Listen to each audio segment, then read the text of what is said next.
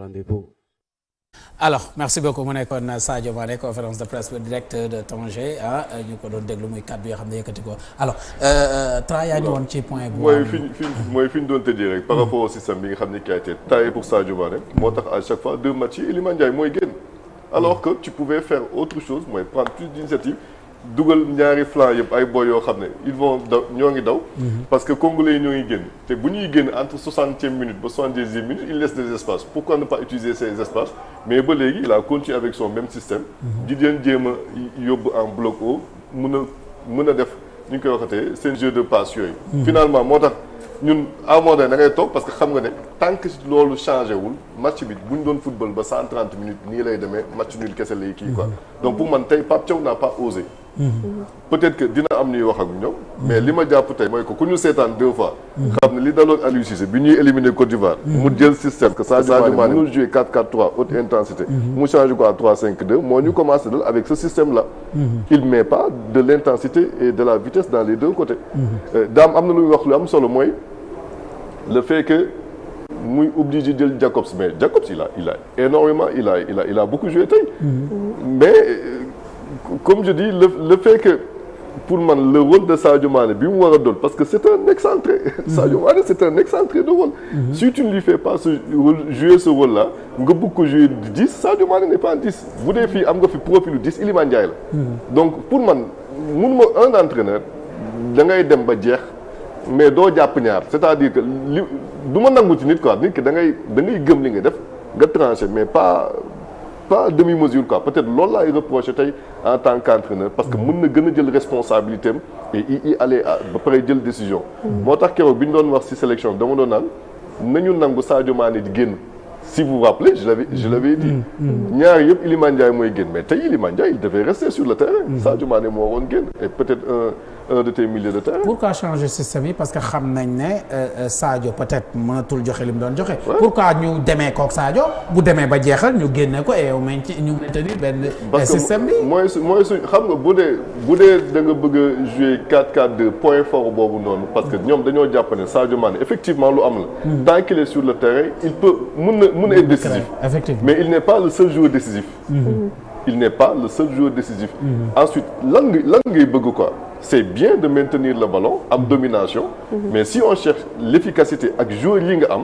Sabaly chaque fois qu'il est rentré il a été décisif am nga yeneen joueurs yu décisif ci biir terrain. mais ose man loolu laa jàpp. on peut ne pas être d'accord mais ose revenir nag ci le côté mais nag mental yi nag. waaw mentalement bon ñoom pour man heure bi sont des joueurs d'expérience comme li mu la match bi. mënoon na ñaaw. waaw mënoon na ñaaw ça c'est vrai. am nañ ñu léegi lan la ba léegi dañuy dem wuti contre le Bénin tout en sachant que le Bénin joue et laisse plus d'espace que le Congo. mais lenn daal laay xaar j'espère que Pape Thiaw loolu laay xaar système am bii moom. yàlla bu mu ñu ko continuer quoi j'aime bien quand on tient le ballon mais des fois tu as besoin de mettre plus de folie quoi te loolu xale moo koy def. bi Boy Mbaye duggee def na ko. pourquoi pas tu ne les associes pas loolu laa bëgg a gis. Mbaye Sabaly Iliman Ndiaye seen ginnaaw. derrière un attaquant là tu as 4 joueurs yoo xam ne. qui vont mettre du feu dans les attaques adverses si ginnaaw nga ci avec une ligne de 5 amul problème. loolu moo taxoon ma waxee noonu. doyen ñu dugg ci contenu match bi gis nañ ne sur les comment ça s'appelle congolais yi seen efficacité bi. xam naa dinañ ci ñëw ak daam ils ont le deuxième tir cadré lañ dugal but. effectivement déjà projection yi ñuy doon def fébrilité défense bi est-ce que sentiroon nga ko parce que gis nañ ne quand on est entré en seconde période ils se retenaient pas pour ñu dem attaque. bu ñuy dem attaque dañuy dem en surnombre. non je m'attendais à ça c'est trop dire peut-être pas mais il y avait des prémices quand même ñu commençait déjà. parce que les Congolais le problème bi ñu leen posé en premier temps c'est que li ñu xam dañ leen ko xañ vitesse de l'espace et puis les courses dans ces espaces-là mais bi ñu ñëwee on a un peu ouvert les vannes quand même quoi qu'on puisse dire on a un peu ouvert les vannes et ça leur a permis une première fois parce que balaa bi ñëw il y a eu 2 attaques comme ça. Merci beaucoup. Merci. Donc qui étaient annonciatrices d'une situation qui pouvait être dangereuse. On n'a pas tenu compte de ça. Et eux, ils ont joué sur les côtés et puis balancé dans la profondeur. la preuve seen but bi c'est rondement mené parce que c'est fait en vitesse donc ça ñun on n'a pas suffisamment serré les lignes pour ça ci ma yaakaar mais moi loolu dafa am ba pare bon je pense que bi ñu amee deux attaques deux avertissements à valeur d'avertissement je pense qu'on n'a pas réagi on n'a pas resserré les lignes on s'est pas remis en place donc heureusement il y a une balle où finalement bon Mendy moo ci génne quoi mais ça peut arriver aussi parce que mënoo jouer 90 minutes ne gars yi du ñu am occasion c'est pas possible ça peut arriver mais avant le but il y a eu deux situations similaires la troisième a été un but pour nous match foofu laa xaw a je me suis dit bon dans un match quand même il y a chaque fois bu la dara dalee tu te dis ah tiens ça peut donner ça ma évité ko mais bu fekkee ne tu n'as pas pu l'éviter ba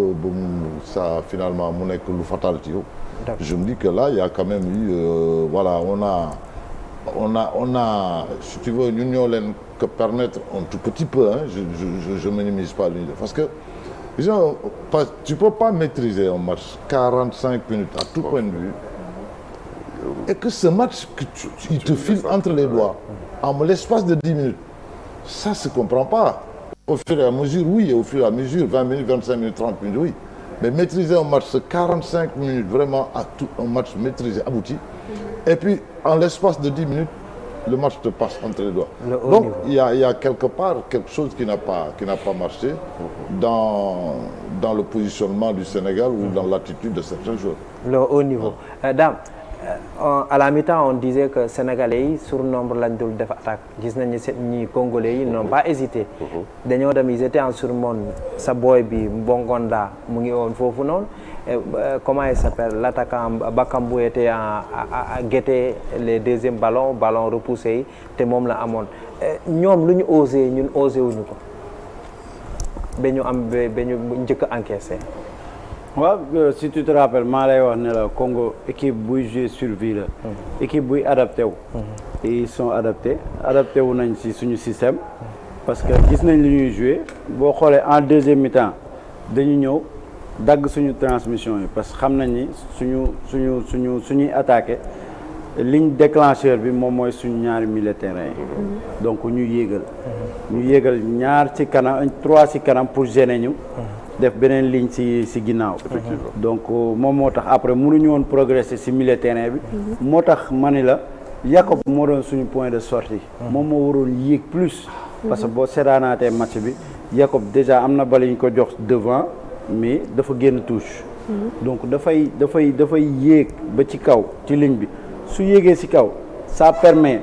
benn attaquant bi ne ci kaw day wàcc topp ko wala mu bañ a wàcc marqué à moitié donc boobu dañuy am avantage parce que doublure lay doon su Jacob jëlee latéral su génnee day passe ci ginnaawam comme bi mu jox Nicolas mu ëpp donc foofu la ñu waroon insister pour mën a déclencher but bi ñëw mais déclencher dañu insister trop ci milieu terrain bi te aussi bul fàtte ni dama ne la Congo dañuy adapté wu mooy lan dañuy xaar Sénégal def erreur te loolu la ñu def dañu xaar Sénégal def erreur ci benn erreur ñu attaqué ñu xoolal bal fi mu jóge bii bi xoolal bal fi mu jóge côté bële la jóge effectivement côté bële la jóge mu def diagonale waaw boobu déjà ubbeeku nañu pour xaar donc mu passe ci digg bi mu traversé changé côté bëggoon daa fixé décalé mu centré mu dóor góol bi rejeté ko mu yeggale ko donc gis nga dafa gaaw c'est tellement rapide que yow doo am temps sa réagir donc moo tax ma ni Congo dafa adapté wu dugal benn biyom bi mu doon wut après ñëw taxaw fermer jeu bi donc bu ko fermer aussi mënoo ci dara peut-être mobilité bi ma doon laaj ci kaw su amoon peut-être mën nañ dugal deuxième but mais voilà on parle de l'expérience on vante l'expérience de l'équipe sénégalaise comment avec seen expérience yu ñu am yëpp ils sont déstabilisés en seconde période parce que les Congolais dañoo ñëw avec le sang-froid ragaluñu ñu commencé daam koy wax ñu couper suñu ligne yi ça nous a déstabilisé complètement l'expérience est-ce que c'est à tout moment que ça marche waaw xam nga expérience c'est dans la gestion du match foofu la amee solo mooy être capable d'être lucide dans la gestion du match mais dafay am foo xam ne limite la parce que match lan la ay équation la yooyu teg entraîneur bi teg équation nga jéem a xool yow nan ngay lijjantee équation yi donc loolu à un moment donné peut-être foofu la Sénégal kiiwee ñoom li ñu def mooy première mi-temps ils ont eu le ballon tourné nañ dañoo bëggoon presque nekk dans la continuité alors que tu ne fais pas de mal à l'adversaire c'est-à-dire que loolu la même des fois yow mën nga toog ne peut-être émission bi nii lañ koy defee mais boo jékki-jékki gis ne non mais je dois changer quelque chose mais da ngay changer mais boo xoolee on ne s'est pas adapté Pape Thiaw ne s'est pas adapté il a laissé le même truc te li ma gën a kii mooy que